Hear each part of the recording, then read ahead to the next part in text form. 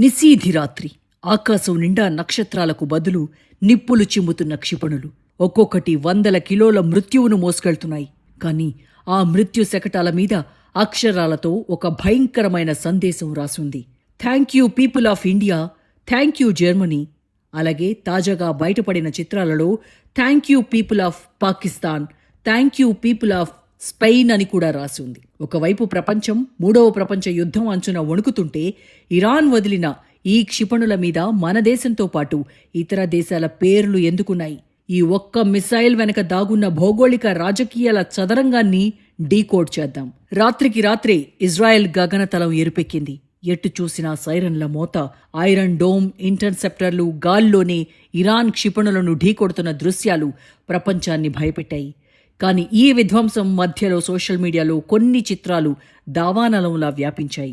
అదే ఇరాన్ స్థావరాల నుంచి దూసుకెళ్తున్న క్షిపణులు. వీటిపై ఉన్న ఇంగ్లీష్ అక్షరాలు ఒక్కసారిగా న్యూఢిల్లీ, ఇస్లామాబాద్, మాడ్రిడ్ నుంచి వాషింగ్టన్ వరకు ఉన్న రక్షణ నిపుణుల బుర్రలను తొలిచివేశాయి.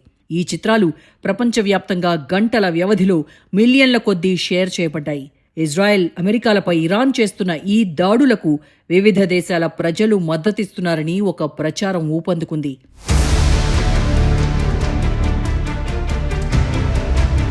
మొదటగా మనం మాట్లాడుకోవాల్సిన విషయం అసలు ఏమైంది? సోషల్ మీడియాలో వైరల్ అవుతున్న ప్రతిదీ నిజం కాదు. ఇరాన్ క్షిపణి మీద ఆ రాతలు ఉన్న మాట వాస్తవమే. కానీ దానికి అల్లబడుతున్న కథలకు వాస్తవాలకు మధ్య చాలా వ్యత్యాసం ఉంది. యుద్ధంలో ఆయుధాలపై సందేశాలు రాయటం ఈనాటి ముచ్చట కాదు. కానీ ఇక్కడ మనం గమనించాల్సిన ఒక పచ్చి నిజం ఉంది. చరిత్ర పుటలు తిరిగేస్తే రెండో ప్రపంచ యుద్ధ కాలం నుంచి బాంబుల మీద, క్షిపణుల మీద శత్రువులను హేళన చేస్తూ లేదా తమ మిత్రులకు కృతజ్ఞతలు చెబుతూ సందేశాలు రాయటం సైనికులకు ఒక అలవాటు. కానీ ప్రస్తుత ఇరాన్ ఇజ్రాయెల్ యుద్ధం విషయంలో భారతదేశం అధికారికంగా, దౌత్యపరంగా ఎక్కడా ఇరాన్ దాడులకు మద్దతు తెలపలేదు. భారత్ ఎప్పుడూ చర్చల ద్వారానే శాంతి అని ఘంటాపథంగా చెబుతూ వస్తోంది. కాబట్టి ఈ మెసేజ్కు భారత ప్రభుత్వంతో ఎలాంటి అధికారిక సంబంధం లేదు. ఇది కేవలం ఇరాన్ ప్రయోగించిన ఒక సైకలాజికల్ వెపన్. ఇది ఒక ఆయుధం మాత్రమే కాదు, ప్రపంచ దేశాల ప్రజల మైండ్ సెట్ను టార్గెట్ చేసిన పక్కా ప్రచారాస్త్రం. ఈ మృత్యు క్రీడ ఎక్కడ జరుగుతోంది? ఈ మ్యాప్ను జాగ్రత్తగా గమనించండి. ఒకవైపు ఇరాన్, మరోవైపు ఇజ్రాయెల్, మధ్యలో ఇరాక్, సిరియా, జోర్డాన్ లాంటి దేశాలు. ఇరాన్ భూభాగం నుంచి లాంచ్ అయిన ఈ బ్యాలిస్టిక్ క్షిపణులు 2000 కిలోమీటర్ల పైగా ప్రయాణించి ఇజ్రాయెల్ స్థావరాలను టార్గెట్ చేశాయి. కానీ ఈ ప్రాంతం ప్రపంచానికి ఎందుకంత కీలకం? దీన్ని మిడిల్ ఈస్ట్ అంటారు. ప్రపంచంలోని అత్యంత సున్నితమైన కాన్ఫ్లిక్ట్ జోన్. ఈ ప్రాంతంలో ఏ చిన్న అగ్గి రాజుకున్నా అది ప్రపంచం మొత్తాన్ని దహించి వేస్తోంది. ముఖ్యంగా ఇరాన్ను ఆనుకుని ఉన్న హార్మోజ్ జలసంధి. ప్రపంచంలోని మొత్తం ముడి చమురు రవాణాలో 20% పైగా ప్రతిరోజు ఈ సన్నని సముద్ర మార్గం గుండానే వెళ్లాలి. ఇరాన్కు రోజుకు 1319 కోట్ల ఆదాయం కేవలం ఈ స్ట్రైట్ ఆఫ్ హార్మోజ్ నుండే వస్తుంది. ఇరాన్ దాడుల పరిణామాలు కేవలం టెల్ అవీవ్కే పరిమితం కావు. ఈ మార్గం మూసుకుపోతే యూరప్ నుంచి ఆసియా వరకు ప్రపంచ ఆర్థిక వ్యవస్థ కుప్పకూలుతుంది. అందుకే ఈ ప్రాంతంలో క్షిపణి గాల్లోకి లేస్తే వాల్ స్ట్రీట్ నుంచి దలాల్ స్ట్రీట్ వరకు స్టాక్ మార్కెట్లు బెంబేలెత్తుతాయి.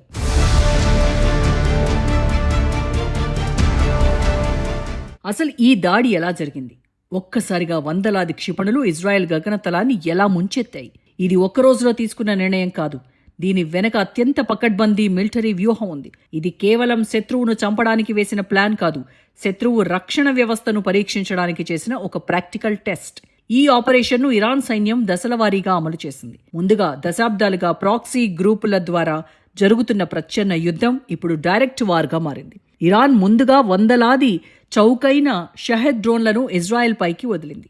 దీని ప్రధాన ఉద్దేశం ఇజ్రాయెల్ యొక్క ప్రఖ్యాత ఐరన్ డోమ్ మరియు యూరో డిఫెన్స్ సిస్టమ్స్ను బిజీ చేయడం, వాటి ఇంటర్సెప్టర్లను ఖాళీ చేయడం.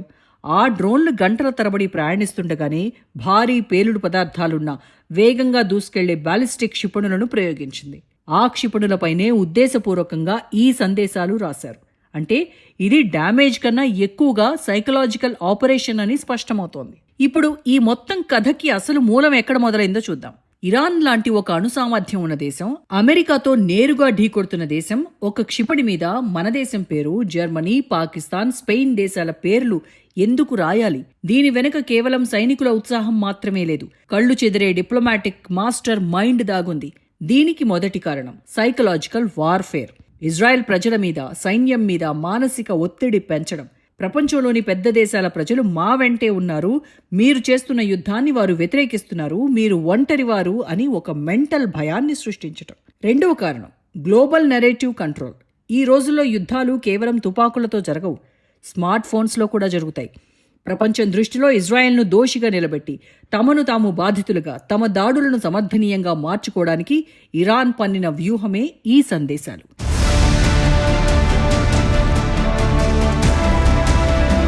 సైకలాజికల్ గేమ్ సరే, కానీ ఖచ్చితంగా ఇండియా, స్పెయిన్, పాకిస్తాన్, జర్మనీ పేర్లే ఎందుకు వాడారు?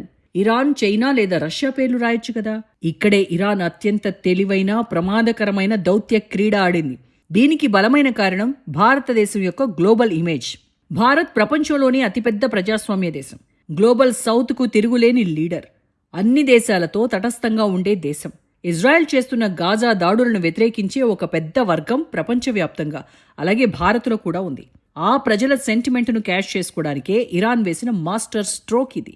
అలాగే thank you people of Spain అని రాయడం ద్వారా పాలస్తీనాకు స్వతంత్ర దేశంగా గుర్తింపునిస్తూ స్పెయిన్ ప్రభుత్వం ఇటీవల తీసుకున్న నిర్ణయానికి, అక్కడి ప్రజల మద్దతుకు కృతజ్ఞతలు తెలుపుతూ యూరప్లోని సెంటిమెంట్ను వాడారు. ఇక thank you people of Pakistan అనడం ద్వారా ఇస్లామిక్ దేశాల సాలిడారిటీని గుర్తు చేశారు. అంతేకాదు, క్షిపణిపై గవర్నమెంట్ ఆఫ్ ఇండియా అని రాస్తే భారత్ తీవ్రంగా దౌత్యపరమైన చర్యలు తీసుకుంటుంది. అందుకే చాలా క్లవర్గా పీపుల్ ఆఫ్ ఇండియా అని రాసి ప్రభుత్వాలతో డైరెక్ట్గా ఘర్షణ పడకుండా ఎస్కేప్ అయ్యే దారి వెతుక్కుంది ఇరాన్. ఇరాన్ సైకలాజికల్ వార్ఫేర్ అంటే క్షిపణులపై సందేశాలు వ్యూహాత్మక కోణంలో మొదటిది గ్లోబల్ సెంటిమెంట్ ఆకర్షణ, అంటే ఇతర దేశాల ప్రజల పేర్లు వాడటం ద్వారా ప్రపంచవ్యాప్తంగా ఉన్న పాలస్తీనా మద్దతుదారులను ఏకం చేయడం, సింపతి క్రియేట్ చేయడం. రెండవది శత్రువుపై మానసిక ఒత్తిడి తీసుకురావటం. ఇజ్రాయెల్ సైన్యం మరియు ప్రజలలో ప్రపంచమంతా మనకు వ్యతిరేకంగా ఉంది అనే భావన కలిగించి వారి ఆత్మస్థైర్యాన్ని దెబ్బతీయటం. ఇక చివరగా దౌత్యపరమైన సేఫ్ గేమ్ ఆడటం, అంటే ప్రభుత్వాల పేర్లు కాకుండా ప్రజల పేర్లు వాడటం వల్ల సదరు దేశాలు నేరుగా దౌత్యపరమైన చర్యలు తీసుకోకుండా తెలివిగా తప్పించుకోవడం. అంతర్జాతీయ మరియు ఇరాన్ కోణంలో పరిశీలిస్తే మొదటిది తటస్థ దేశాలతో సంబంధాలు దెబ్బతినటం. భారత్ లాంటి తటస్థ దేశాల పేర్లను యుద్ధ వాతావరణంలోకి లాగటం వల్ల ఇరాన్ భవిష్యత్తులో నమ్మకమైన దౌత్య భాగస్వాములను కోల్పోయే ప్రమాదం ఉంది.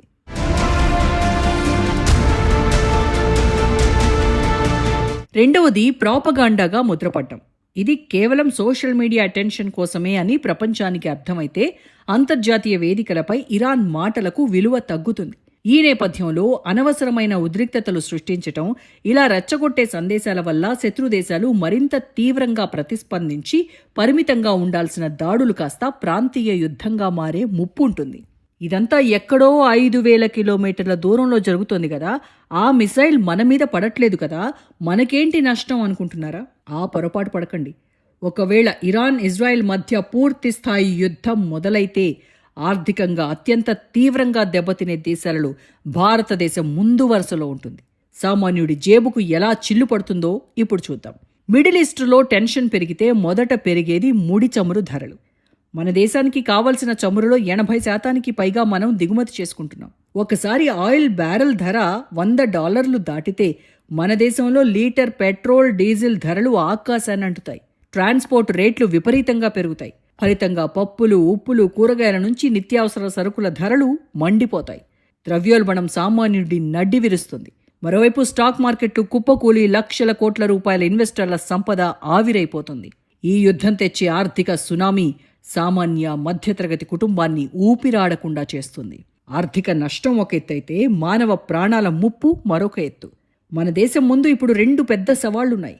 ఒకటి, గల్ఫ్ దేశాలలో తమ రక్తాన్ని చెమటగా మారుస్తున్న మన భారతీయుల భద్రత. 2, ఒకవైపు ప్రాణమిత్రుడు ఇజ్రాయెల్, మరోవైపు వ్యూహాత్మక మిత్రుడు ఇరాన్. వీరిద్దరి మధ్య బ్యాలెన్స్ చేయడం పశ్చిమాసియాలో సుమారు 90 లక్షల మంది భారతీయులు నివసిస్తున్నారు. యుద్ధం ప్రాంతీయ యుద్ధంగా మారితే గగనతలాలు మూసుకుపోతాయి. అప్పుడు ఆ 90 లక్షల మందిని స్వదేశానికి తీసుకురావడం చరిత్రలోని అతిపెద్ద సవాలుగా మారుతుంది. ఇక దౌత్యపరంగా ఇజ్రాయెల్ మనకు అత్యున్నత రక్షణ ఆయుధాలు, టెక్నాలజీ ఇచ్చే అత్యంత నమ్మకమైన మిత్రదేశం. అదే సమయంలో ఇరాన్ మనకు చమురివ్వడంతో పాటు పాకిస్తాన్కు చెక్ పెట్టే వ్యూహాత్మకమైన చాబహార్ పోర్టును మనకు అప్పగించింది. ఇప్పుడు ఈ ఇద్దరిలో ఎవరికి మద్దతివ్వాలి?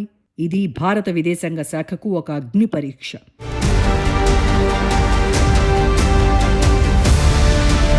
ఇప్పుడు అందరి మదిలో మెదులుతున్న ఒకే ఒక్క భయంకరమైన ప్రశ్న, ఈ పరిస్థితి ఎంతవరకు వెళ్తుంది? Thank you India, Pakistan, Spain అని రాసిన ఈ క్షిపణులు మూడవ ప్రపంచ యుద్ధానికి నాంది పలుకుతాయా? రక్షణ రంగ నిపుణులు విశ్లేషిస్తున్న భవిష్యత్తు పరిణామాలు గమనిస్తే మన ముందు 3 భయంకరమైన మార్గాలు కనిపిస్తున్నాయి. మొదటి అవకాశం కంట్రోల్డ్ కాన్ఫ్లిక్ట్. దాడులు, ప్రతిదాడులతో కొన్నాళ్లు గడిపి ఎవరికి వారే వెనక్కి తగ్గటం, కేవలం ప్రతిష్ట కోసం దాడులు చేసుకోవడం. ప్రస్తుతం పరిస్థితి ఇలాగే కనిపిస్తోంది. రెండవ అవకాశం రీజనల్ వార్. ఇజ్రాయెల్ మీద ప్రతీకారం తీర్చుకునే క్రమంలో లెబనాన్, సిరియా, ఇరాక్ మరియు సౌదీ అరేబియా లాంటి గల్ఫ్ దేశాలన్నీ ఈ యుద్ధంలో లాగబడటం. ఇది జరిగితే పశ్చిమాసియా మొత్తం శ్మశానంగా మారుతుంది. మూడవ అవకాశం global economic war. America, Russia లాంటి అగ్రరాజ్యాలు నేరుగా ఈ యుద్ధంలోకి దిగితే అది మిలిటరీ యుద్ధం కన్నా ఇదొక అతిపెద్ద ఆర్థిక యుద్ధంగా మారుతుంది. మూడవ ప్రపంచ యుద్ధం వచ్చే అవకాశం తక్కువే కావచ్చు, కానీ ప్రపంచం మొత్తం అనుభవించే వినాశనం, ఎకనామిక్ డ్యామేజ్ మాత్రం భారీగా ఉంటుంది. అది రాబోయే అనేక తరాలను పట్టి పీడిస్తుంది. సో ఇది పరిస్థితి. చివరిగా అసలు విషయానికి వస్తే, క్షిపణిపై ఉన్న people of India, Pakistan, Spain అనే మెసేజ్లు ఇరాన్ ఆడిన ఒక వైరల్ స్ట్రాటజీ మాత్రమే. భారత ప్రభుత్వానికి లేదా ఇతర దేశాలకు దీనితో సంబంధం లేదు. ప్రపంచ ఆర్థిక వ్యవస్థకు గుండెకాయ లాంటి మిడిల్ ఈస్ట్లో ఈ రణరంగం రగులుతోంది. అత్యంత పక్కా ప్లానింగ్తో వందలాది డ్రోన్లు మరియు బాలిస్టిక్ క్షిపణులతో ఇజ్రాయెల్ రక్షణ వ్యవస్థను పరీక్షించారు. ప్రపంచ దేశాల దృష్టిని తమ వైపు తిప్పుకోవడానికి, మానసిక యుద్ధం చేయడానికి ఇరాన్ ఆడిన మాస్టర్ గేమ్ ఇది. ఒక క్షిపణి మీద రాసిన 4 అక్షరాలు ప్రపంచాన్ని క్షణకాలం మభ్యపెట్టొచ్చు. ట్విట్టర్లో, ఫేస్బుక్లో ట్రెండ్ అవ్వచ్చు. కానీ నిప్పులు చిమ్ముతూ గాలిలోకి లేచిన ఏ ఆయుధమైనా తీసుకొచ్చేది మరణాన్ని మాత్రమే. ఆ ఆయుధానికి ఏ దేశం, ఏ మతం, ఏ రంగు, ఏ భాష ఉండదు. యుద్ధం ఎవరికీ లాభం కాదు. అది ఏ ఒక్కరిని గెలిపించదు. కేవలం మానవత్వాన్ని ఓడిస్తుంది. అది కేవలం విధ్వంసాన్ని, తరగని కన్నీళ్లను మాత్రమే మిగులుస్తుంది. కాబట్టి మనం చూస్తున్న ఈ వైరల్ ఫోటో కేవలం ఒక వార్త కాదు.